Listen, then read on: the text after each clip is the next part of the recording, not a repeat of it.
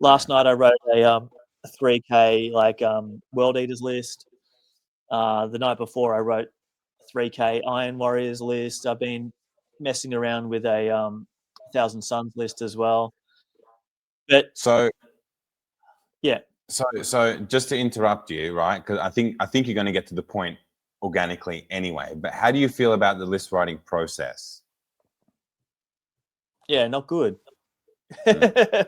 Yeah, it's What are the hurdles that you're trying to sort of overcome while writing a list, or do you hit some roadblocks along the way? Because I know I do. I've got some opinions on it that I want to share, but how do you feel about it first? Yeah. So it's I know they sold it to us as a more kind of free and open process, but I feel far more restrained than I did with the old Force org chart. And there's also just the issue of visualization for me. Like when we had the standard Force org of like 3 HQs, 4 elites, 6 troops, 3 fast attack, 3 heavy support, I could visualize in my brain like where everything fit in the list, what it would look like on the tabletop, how the different options kind of work together, and how it would all come together in the end and synergize. Whereas now there's a unit from one detachment, there's a unit from another detachment. You know, you're getting troops from your Crusade detachment, and then you're trying to get troops from another detachment if they offer you a prime advantage. And you know, there are transports from one detachment, and the units that go in the transport are from another detachment, and it's just stuff all over the place. And I find it really hard to kind of visualize how things fit together. And when I was writing lists in second edition, it was often a case of I'd write a list and it would be slightly over, and I'd be trying to figure out how to cut it down to fit in what I wanted to do. Whereas now I kind of build up to like 3,000 points or 2,000 points, and I end up about 100 points off, and then I'm like, what do I do? Like, what do I fit in here that's going to work or synergize, and how do I actually fit it in, like detachment wise? And am I going to have to use logistical advantage in this detachment and like a different prime in another detachment? And it's just, it doesn't flow the way it used to, and that's entirely like to do with familiarity. Like I'm just learning this new system, whereas we had the other system for decades. But it just feels a lot less intuitive, and I'm not enjoying it for sure. Like I'll keep persevering and I'll push through it, but it's not enjoyable the way I used to really enjoy writing lists, and now it's kind of a bit more of a chore to try and find something that actually speaks to me. Yeah. Have you been kind of feeling in a similar way, or? Yeah, it feels like homework. The actual list writing process feels like you have to sit down and focus, open up your textbooks, read the formulas, and do your homework. Right? Yeah. What I'm finding frustrating at the moment, yes, I agree with you about it's harder to visualize how the army is structured and how it's going to work. And I think what throws me off the most is that core Crusade detachment. That's the one where most of the dedicated transports are as well. Well, they're not dedicated transports now; they're just transports, right? Yeah. So you've got a car park. You've got a car park of vehicles in the first detachment, and you're trying to figure out where they're going and how to plug that into several other detachments. Now, the current list writing conundrum that I've got is that it's actually cock blocking me from continuing to do some hobby, because I want to know what my list is, right, before I start building and painting and really trying to get productive, because I need a direction to go. I'm a hobbyist that's like, okay, yep, I've got my list, I'm happy with it. I think it's going to cover most of the bases in the game. It's going to give me a good shot at being competitive in games, as well as being tactically fun and flexible to use. I'm happy with the direction that I'm going. I can leave the fine-tuning stuff for future, but I want to know what direction I'm taking the bulk of this force so I can start building and painting. Now, because I'm experiencing these roadblocks while I'm trying to get the list sorted, it's stifling that. Now, I think now there's 3 main list writing challenges for me personally anyway. I'd like to hear if you guys in the chat feel the same as well.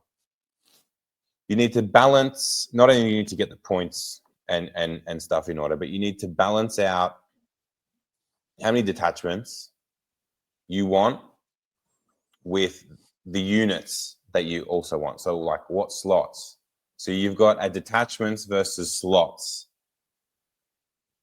thing that you need to marry up in order to get your synergies in order for your list. Not only that, but then you have to start taking into consideration how much HQ tax you want to be paying. And then dynamically, what consoles you're going to choose to synergize with those detachments and what you've got in there. So that's one aspect. Then you've got the prime benefits.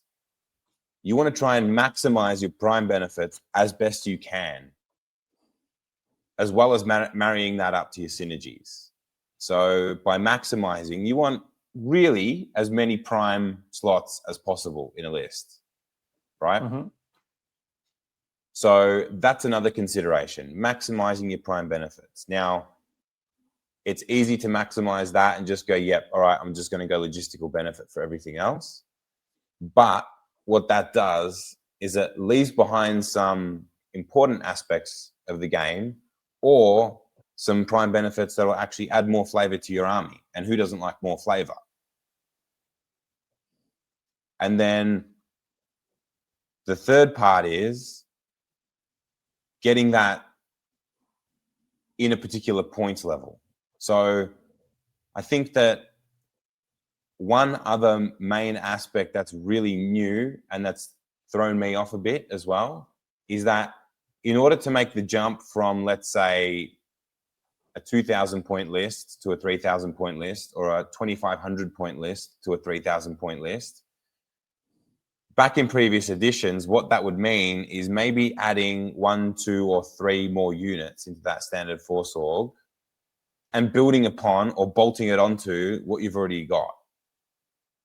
Now, what it means in 3rd edition is deconstructing all of those detachments and then trying to build it back up again just in order to fit 2 or 3 more units in, because you may not have the slots in the detachment, right? Or you're going to be over points. You can't trim them down. So there's a whole bunch more challenges to list writing now. And what I'm finding is that what I'm happy with units wise from a synergistic point of view, I'm only really fitting 85 to 90% of those units in corresponding detachments without opening too many logistical advantages. Yeah. What it also means is that I'm over in points, and in order to trim the fat or take something out, what that might also mean is 1 less unit from a particular detachment. And then you've got to start rebalancing and restructuring again, because if I'm just taking 1 detachment for 1 unit, I might as well be a logistical benefit. That way I can synergize and make the list more efficient again. But in a lot of cases, juggling that is a little bit frustrating at this stage. And it hasn't really provided me like any more answers on what direction I want to take the list in. Like, I know what units I want, and I know what I want from my list in that 3,000 points. So one idea I had was to actually back engineer the list. So what that meant was using my list building app. Like I use Quartermaster because it's great and it works seamlessly for 3rd edition. So shout out to Quartermaster. If you do have an iOS device, make sure you get the paid version to support them and jump on it, because it is completely worth it. completely sucks for Android users. I'm sorry. I got an iPad specifically for hobby because that's how important listcraft is to me. But right now, I'm struggling. So in order to back engineer this list, I just wrote out a standard list as I would in second or first edition. So I went, okay, these are my HQ, these are my troops, these are the transports that are going with them, and I want 1, 2, 3, 4, 5 additional units in the list. All right, I know what's in my list, and it makes the points level. Now I somehow have to fit it into detachments. So I went through and with the highlighter, I just went, okay, that unit, and that unit makes up this detachment.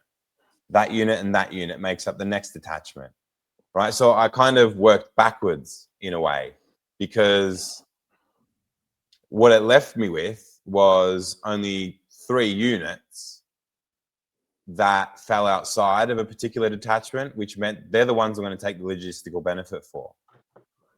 Yeah. So yeah, even doing it that way, I'm still unsatisfied with the list, because now I've got like a really clumsy points limit left out. I've got like 75 points or 80 points to spend, or I'm over. You know what I mean?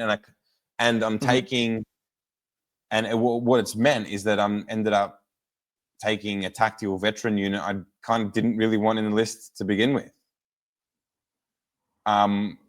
Another conundrum I had throughout the week here, and I was messaging you about it, was I could run another 10-man sanctifier unit for my salamanders for the same points it would cost me for a land raider for the first unit. And it's important that, or I think it's important for them to have an assault transport as a delivery system, because then they could get the most out of their firestorm, because you want the setup, move, and volley fire. You don't get that from a rhino. So I was messaging you about it, saying, hey, what do you think about a land raider to bus around the first squad, or just get more bodies on the table? And that's more wounds. That's more models to contest objectives. That's more models on the board that actually benefit from the Legion rule. That's more potential to score Vanguard points, right? Because victory points win the game at the end of the day. But answer is they're going to be foot slogging. How survivable they are going to be on foot, that's one thing. But then it also leaves them open to the status game, meaning that they're not protected by a transport. Which means that they're going to get hit with statuses. Most of my other stuff is in transport, so they're a sitting duck for it, really. And then and even if you just get status for one turn, like that's a quarter of a game. Like, correct. Then the consideration comes out, well, if they're going to get status, I'll just put the chaplain back in the list because I took the chaplain out, right? And that just changes the whole structure of the list again. Yeah. Trying to build in these contingencies now that I've decided to do a unit on foot. So these are the conundrums that I've encountered this week with the list writing, and I haven't really gotten any further than what I had last week when we played our game. Yeah. For writing my lists for the games I've played so far, like with my Emperor's Children, I took the same approach as you, where I wrote down each of my units and their points value, and then I tried to fit them in with detachments. But when it comes to writing, like trying to write a new list from scratch for a future project, there's just so much freedom that it's just an absolute mess because I don't have that basic structure to work from to start with. So, yeah, just been not fun. It's been tricky. I mean, look, it's a steep learning curve, the new way to write lists, and it does come with a lot of teething issues. But I get the sense that gone are the days of a 2,000-point list being 2/3 of your 3,000-point list. Structurally, a 3,000-point list is going to be way different, right? Yeah. So it doesn't, 3,000 and 2,000 used to use the exact same force org, and now it's like completely different. Yeah. Yeah. So I wonder what this is going to mean for events as well, because I know a lot of the time events here, especially, they are different points levels, and what that means is that you can almost put together like a calendar or a season of taking that army to each event throughout the year and playing that at different points levels. So, if we've got a 1500 point centurion, let's call it centurion style, or zone mortalis, even though that's not a real thing at the moment anymore. Starting at that small level and then having that core be present in the next event, which is 2,000 points, and the next event, which might be 2,500. Then the next event at the end of the year, that might be 3,000 points. You've still got that initial core there. Whereas it's going to be interesting to see how people kind of adapt, and it's going to mean that people might have to outlay more cost and more time and paint more units because they just don't have the option just to bolt things on. Yeah. I don't know. Yeah, and it's like, I suppose like for most events where like TOs aren't like checking lists and stuff, it's all good. But imagine if you want to check lists and you have to go through checking to make sure all the detachments and the fucking primes line up and all that kind of shit. Like, it's just gonna be so, just the involvement just gone through the roof. Yeah, deep bit involvement, crazy. plenty more admin. All right, I want to talk about list dynamics as well, right? Because I had this thought throughout the week too. Because of all these limitations to your list building, I think in a way it subvertedly means that there is a degree of list composition already pre-built into the way you're taking detachments. Meaning that the detachments will also play a part in regulating how strong a list may be. Or maybe making that threshold a lot harder to achieve, that ultimate dick kicking list thing. So I think I'd like to get your thoughts as well, Kieran, but I think that for quite a while, and before people really figure out the best ways to list craft, we're going to see a lot of all-comers style lists due to the way you take detachments. Outside of spamming, maybe the most obvious thing, because a lot of the auxiliary detachments are open to that. It's like, hey, take 4 battle tanks. Sweet. I'm rocking 4 Kratos. Yeah. You know what I mean? Outside of the obvious spam, I don't know how whack, for lack of a better term, people are going to make their lists over time. So I think that the polarity in like a bad list and a really good list from last edition standards, the gap's now a lot closer together due to the way armies are selected and your detachments and the built-in HQ tax opening new detachments and the inbuilt limitations to it as well. What do you think about that? I agree. I think it'll even things slightly, but of course then with a new edition, there's always going to be the people who learn quickly and the people who take a bit longer to learn. So there's going to be that big skill kind of gap that we've spoken about previously. But like when it comes to detachments, you're right. Like it really does depend like which detachments you have access to, and some legions have better detachments than others. And like, for example, looking at like the Dark Angels one, like they've got 6 detachments and none of them are like incredible, but they all have multiple options, as in like 2 options from 2 different categories, which is really strong because you can often fit something in there that you would otherwise have to add in with logistical benefits. So you're almost getting kind of 2 for 1 with each of those detachments. Unless you were planning to go absolutely nuts and take the 4 Kratos, then instead you could take the detachment that gives you like what is it? There was one that has like two 2 heavy transports and 2 battle tanks. So you could easily take, 2 Land Raiders and 2 Spartans if you want, like 2 Kratos if you wanted to, or 2 Predators. Whereas in a regular list, you'd have to take 2 different detachments. So it's, not all detachments are created equal, and not all legions have access to the same detachments, of course. So I think there'll be That is true. there'll be some advantages for some legions in that regard.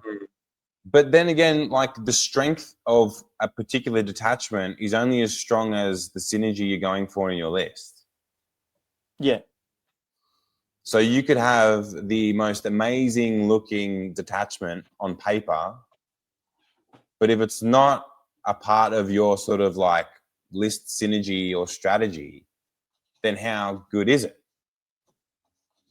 You know what I mean? It may be good on face value, but if you're not leveraging that, to the best of your abilities, then That's up to you.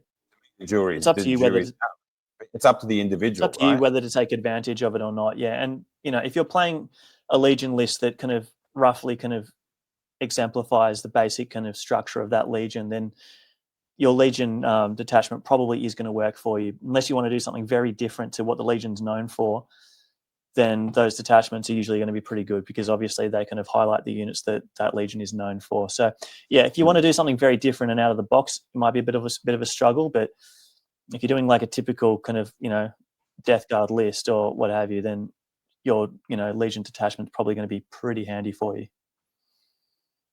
Yeah, I think the detachments that have like one of everything, they're good because they're super flexible. It means you don't have to take an extra auxiliary just for that one thing, and that means you can also pull back a little bit on the logistical benefits.